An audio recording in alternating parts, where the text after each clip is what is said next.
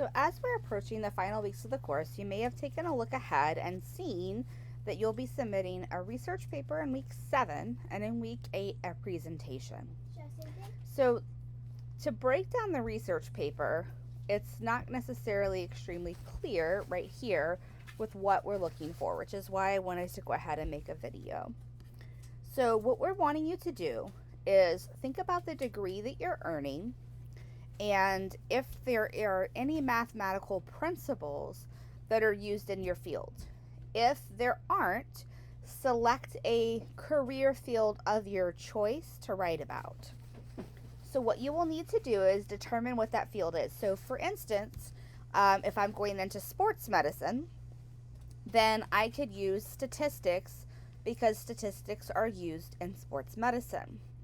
If you weren't sure what is used, you could Google what types of math are used in sports medicine, and then it will give you some hints there. Once you know what type of math, then you are going to locate a mathematician. So you would then go to Google and you would type in, from our example, famous statistics mathematicians. You pick one of the ones that come up in Google and you research that mathematician.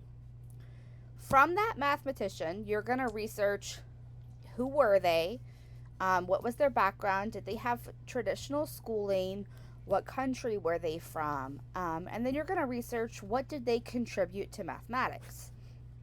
And you're going to write up a research paper that is 4 to 6 pages based on that topic.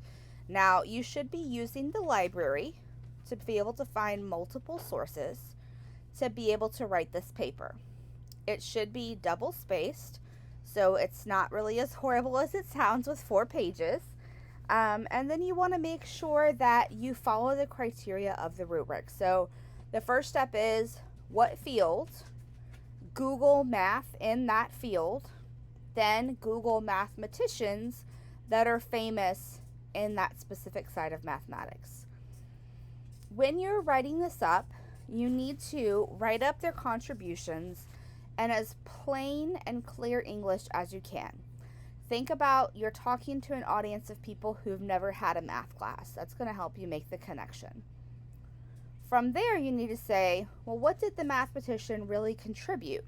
You know, like Newton did laws of motion. That was his contribution. How is his law of motion related to what you're currently writing about? From there, you're going to talk about, are there applications of it? Is there software? Are there calculations that are done using these mathematicians and contributions?